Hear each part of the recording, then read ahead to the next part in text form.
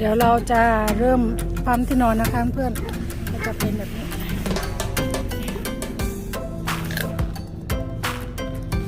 นี่มันมีระบบปั๊มอัตโนมัตินะคะมีระบบปั๊มในตัวนะคะเพื่อน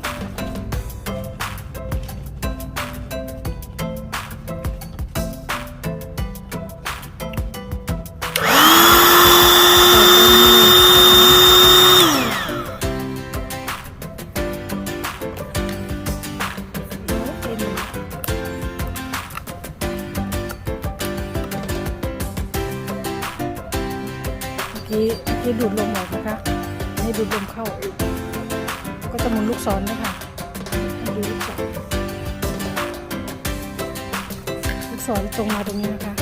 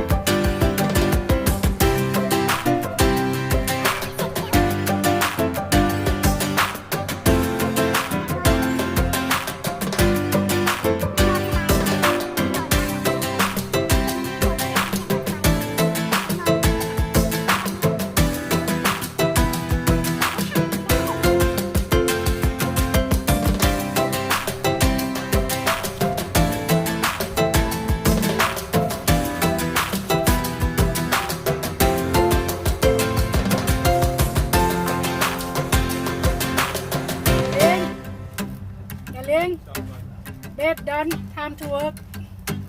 Bed done, time to work. Come on.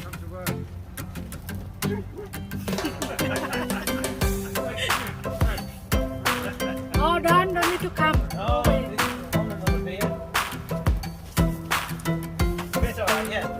Yeah? No worry, I'll do it, no worry.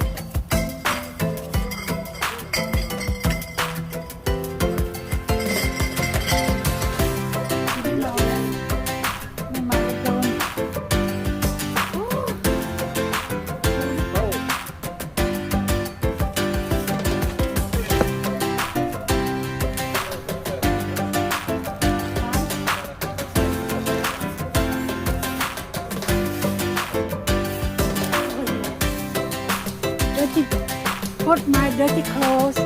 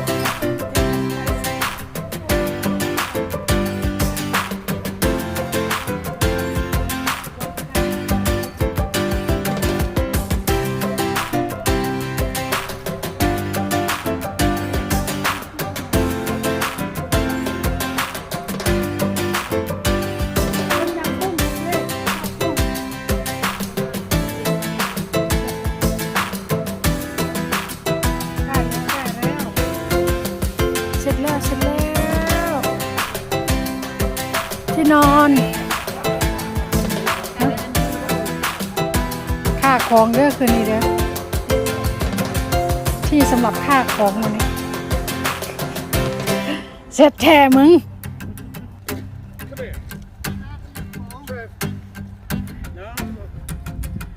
Come on yeah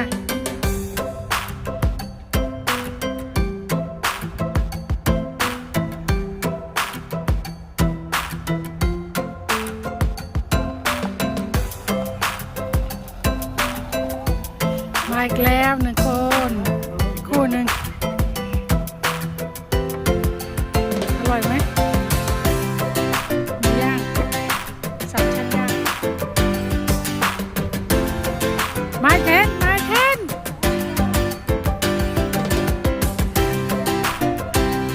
How are you madam How are you madam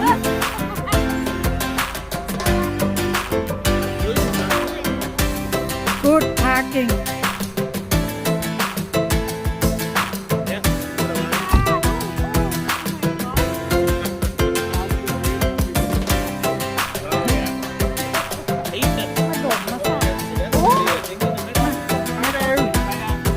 Hold it friendly, hold, come on.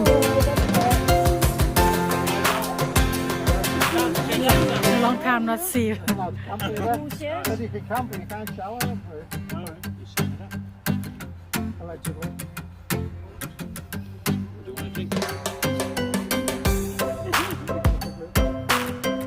อุ้ยหนุกครับ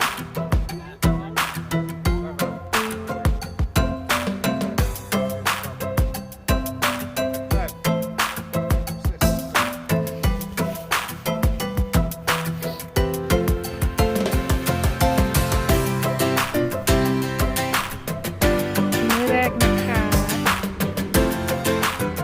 กินเป็นเมี่ยงแล้วก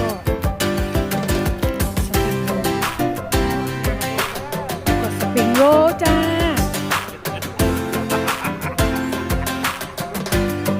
ผู้ใดสิคือเธอเหรอสปีกเกอร์มากเลยตรงกันเลยฮะเขาบอกว่าท้องโอ้แกรนป้า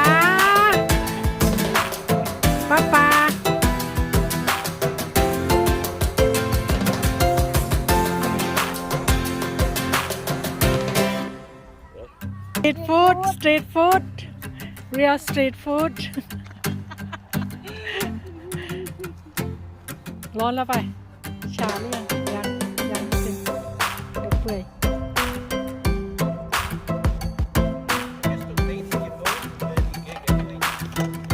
If we can have Wi-Fi why not save time เดี๋ยวจะเอาให้เอาเก๊กงามๆเลยโอ้ยวิวสวยว่ะ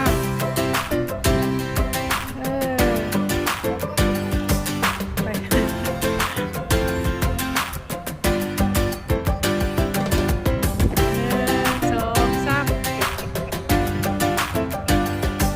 3วิวงามฟ้าสีฟ้าโอ้ขอโทษนะครับ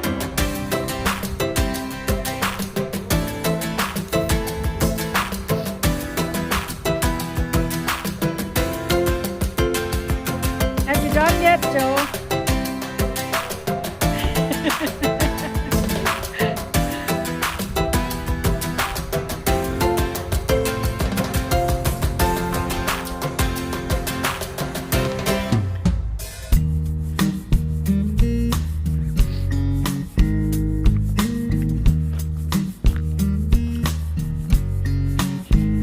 อันนี้อยู่นานแล้วนะคะนี่อยู่ไม่เช็ควิดีโอพอyou mind it?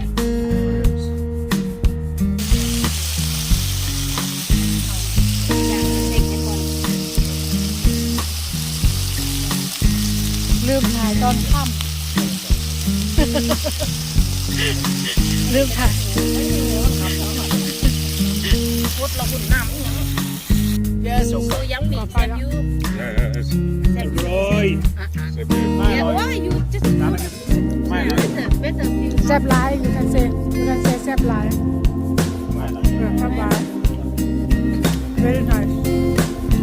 very อร่อย Very, very alright.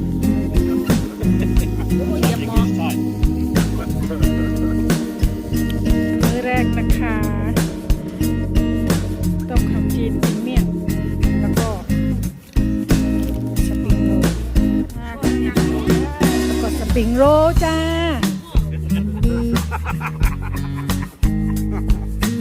ผู้ใดจะคือเธอล่ะสปีกเกอร์มาโดยตรงไปเลยฮะเขาบอกว่าท้องโอ้ยโอ้แกรนป้า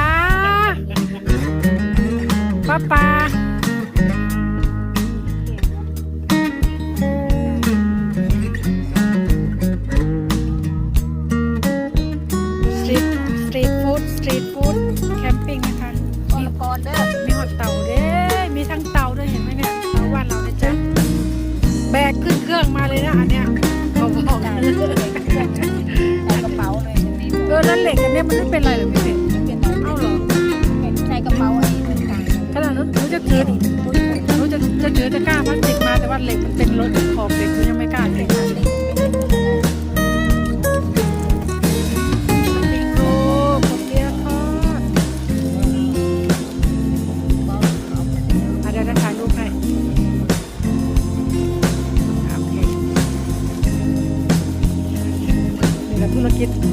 ธุรกิจเยอะจัด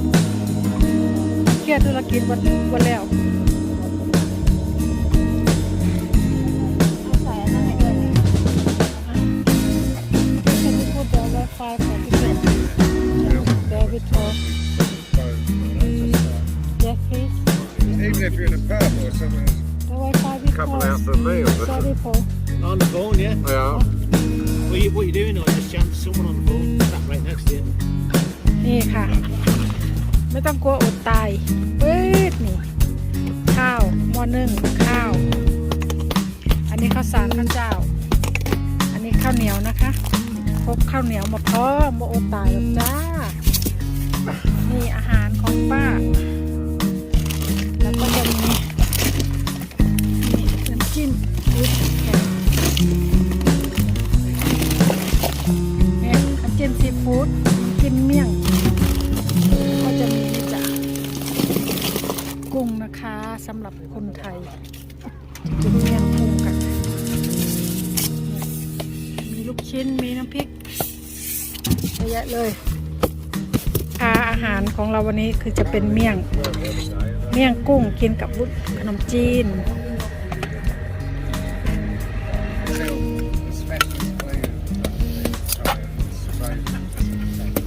มีเมียไทยไม่ต้องกลัวอดตาย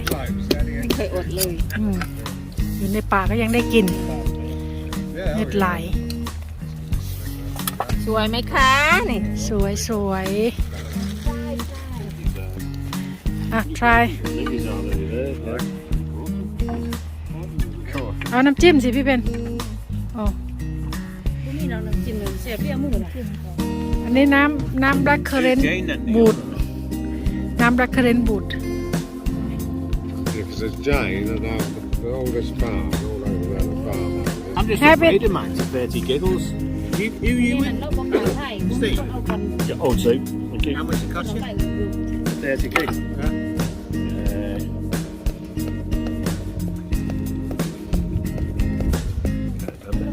22 quid, I think. ไม่ใช่พอ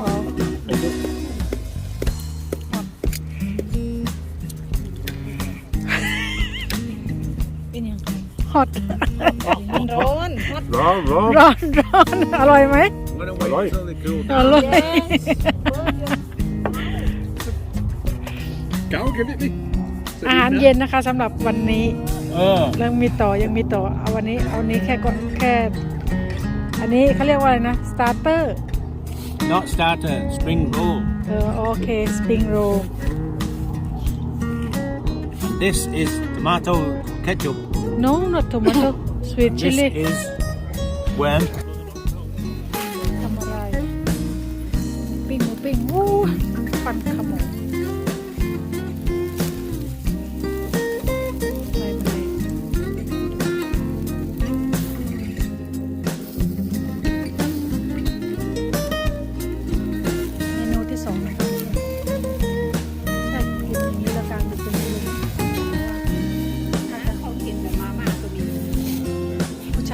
เราไม่เท่าไรน่ะ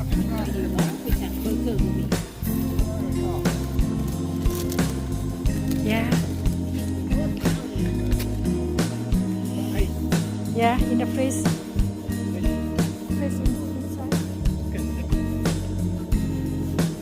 ทำให้คิดก็ยังอยากพูดนะทำภาษาช่องเหล่าสื่อๆเนี่ยคุณอาขาดไม่ได้เด้อนี่เด้อคนไทย There you go, Dagling. There's your gin and tonic in your special glass. Thank you darling น้ำผลไม้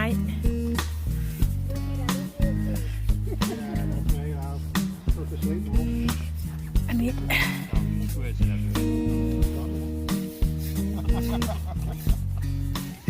It's in the fridge. It's in the tent.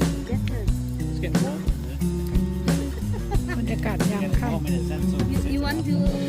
want to buy new one? no, that's where I'm ห sleeping. นาวนะคะ ทุกคน In the chair. Just still be sit like a young man. ดูหัวดูใส่หมวก I'm sitting like a young man. Darling. Make you feel old, does it? Darling. In the, Can you put your hat down the old man What sit. was that? What was that? Oh, no, forget it. Molly. Can you put the hat down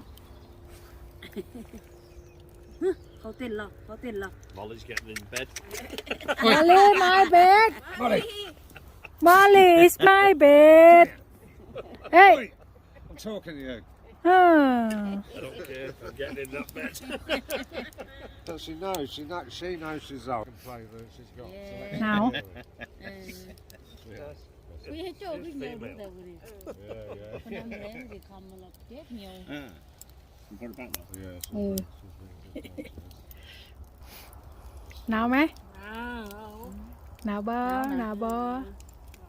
คุณน่ะเขามีเหล้าโอ้ไม่ใช่เหล้าน้ำผลไม้ I know. The old. Are you cold พี่ติ๊บ Yes. You want sleeping bag That's the night. I want sleep. Been up Even since the half fire, four. even the fire wasn't warm that night, was it? No. อันนี้มอลลี่นะคะมอลลี่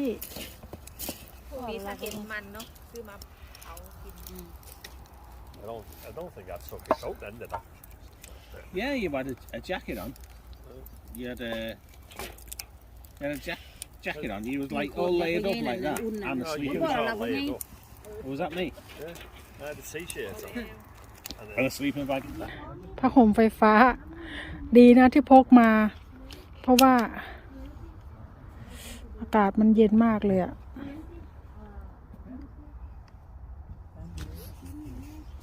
ผ้าห่มหนานี่เปิดมานี่นะคะ เปิดมาในเย็นแต่ว่า โอเค เริ่มอุ่นแล้วก่อนจะนอนต้องทำเบดอีกครั้งหนึ่งนะคะนี่ก็จะเป็นที่นอนป้านะคะ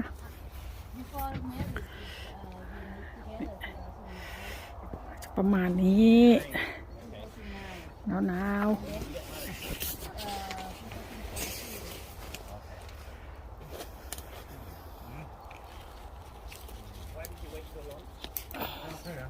I am so beautiful you know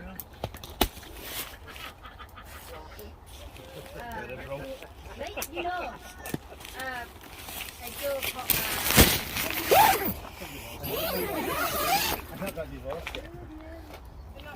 I'm not got paper yet I'm not got paper yet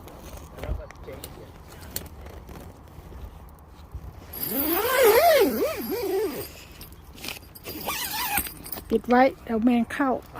ก็จะประมาณนี้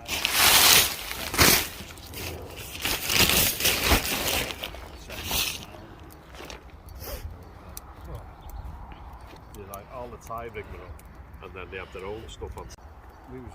สำหรับวันนี้ก็ขอลาไปแค่นี้ก่อนเด้อ หนาว หนาว เจอกันวันพรุ่งนี้นะคะ Monkey ceremony. กุดไนท์ค่ะ